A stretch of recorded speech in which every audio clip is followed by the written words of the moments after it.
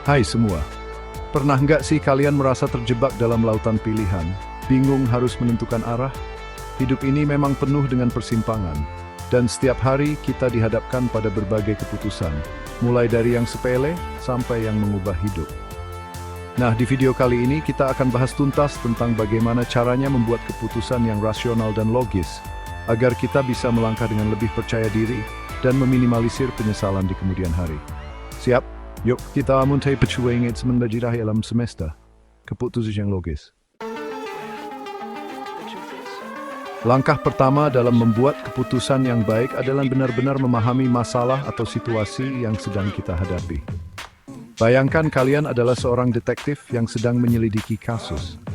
Kalian perlu mengumpulkan semua petunjuk dan bukti yang ada untuk bisa mengungkap misteri di baliknya.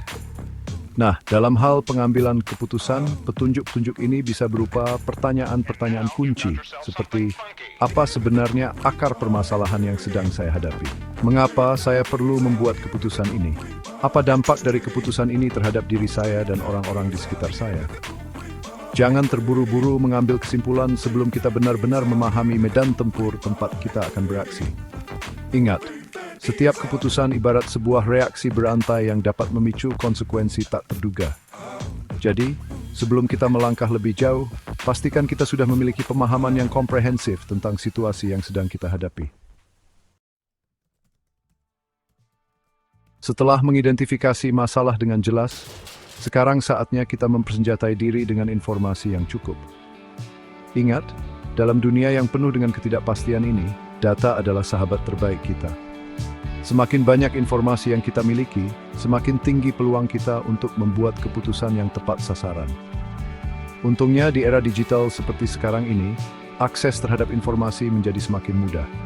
Kita bisa menjelajahi berbagai sumber terpercaya, mulai dari jurnal ilmiah dan laporan riset, hingga artikel dan blog yang ditulis oleh para ahli di bidangnya. Jangan lupa juga untuk mempertimbangkan pengalaman pribadi dan insight dari orang-orang yang pernah menghadapi situasi serupa. Ingat, setiap informasi yang kita kumpulkan ibarat kepingan puzzle yang akan membantu kita melihat gambaran besar dengan lebih jelas. Semakin lengkap puzzle yang kita susun, semit berwujud besim sifar nasional dan logis. Oke, sekarang kita sudah punya pemahaman yang baik tentang masalahnya dan sudah mengumpulkan segudang informasi. Langkah selanjutnya adalah membuka pikiran kita lebar-lebar dan mengeksplorasi berbagai alternatif atau pilihan yang tersedia. Ingat, jangan pernah membatasi diri hanya pada satu solusi. Seperti halnya seorang koki yang bereksperimen dengan berbagai bahan untuk menciptakan hidangan lezat, kita juga perlu mencoba berbagai kombinasi dan kemungkinan untuk menemukan solusi terbaik. Buatlah daftar semua alternatif yang mungkin, bahkan yang terlihat tidak konvensional sekalipun. Ingat, terkadang ide-ide brilian muncul dari tempat yang paling tidak terduga. Jadi jangan takut untuk berpikir out of the box dan mengeksplorasi semua pilihan yang ada. Setiap keputusan pasti memiliki konsekuensi, baik positif maupun negatif.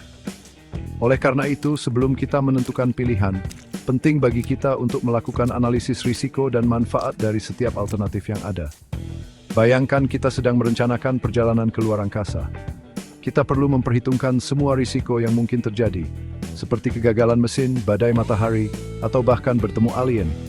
Nah, dalam konteks pengambilan keputusan, kita bisa menggunakan berbagai teknik analisis, seperti SWOT analysis, cost-benefit analysis, dan worst-case scenario. Dengan mengidentifikasi potensi risiko dan keuntungan dari setiap pilihan, kita dapat meminimalisir kemungkinan terjadinya kejutan yang tidak menyenangkan di kemudian hari. Chapter 5. Gunakan logika dan berpikir objektif, jaga emosi tetap stabil. Saat dihadapkan pada pilihan yang sulit, wajar jika emosi kita ikut bermain. Namun penting untuk diingat bahwa emosi bisa menjadi pengganggu dalam proses pengambilan keputusan yang rasional. Bayangkan kita sedang mengamati bintang melalui teleskop. Jika teleskopnya bergetar karena tangan kita gemetar, maka kita akan kesulitan untuk melihat bintang dengan jelas. Begitu pula dengan pengambilan keputusan. Emosi yang tidak stabil dapat mengaburkan judgement kita dan membuat kita sulit untuk berpikir jernih. Oleh karena itu, saat membuat keputusan, usahakan untuk mengesampingkan ego dan bias pribadi. Gunakan data dan fakta yang telah kita kumpulkan untuk menganalisis pilihan secara objektif. Chapter 6. Buat keputusan, saatnya beraksi. Setelah melalui proses analisis yang panjang dan melelahkan, akhirnya tibalah saatnya bagi kita untuk membuat keputusan. Ingat, jangan takut untuk mengambil keputusan jika kita sudah melakukan analisis dengan baik dan mempertimbangkan semua faktor yang relevan. Seperti halnya seorang astronot yang siap meluncur ke luar angkasa, kita perlu memiliki keberanian untuk melangkah maju dan menghadapi segala ketidakpastian yang mungkin terjadi. Keyakinan diri adalah kunci utama dalam pengambilan keputusan. Jika kita ragu-ragu dan terus-menerus memikirkan bagaimana jika, maka kita tidak akan pernah bisa bergerak maju. Jadi percayalah pada insting kita, buatlah keputusan terbaik yang kita bisa, dan bersiaplah untuk menghadapi konsekuensinya. Chapter 7. Evaluasi hasil, koreksi arah, jika perlu. Selamat. Kita telah berhasil melewati proses pengambilan keputusan yang penuh tantangan. Tapi, perjalanan kita belum berakhir sampai di sini. Setelah keputusan diambil, penting bagi kita untuk memantau hasilnya dan melakukan evaluasi secara berkala. Ingat, dunia ini terus berubah, dan keputusan yang kita buat hari ini mungkin perlu disesuaikan di masa depan. Jika ternyata hasil keputusan tidak sesuai dengan harapan, jangan ragu untuk melakukan penyesuaian strategi. Fleksibilitas adalah kunci kesuksesan dalam menghadapi dinamika kehidupan yang terus bergerak.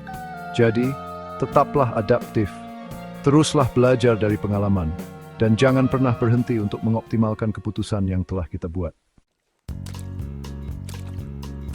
Outro, jadilah pembuat keputusan yang bijaksana.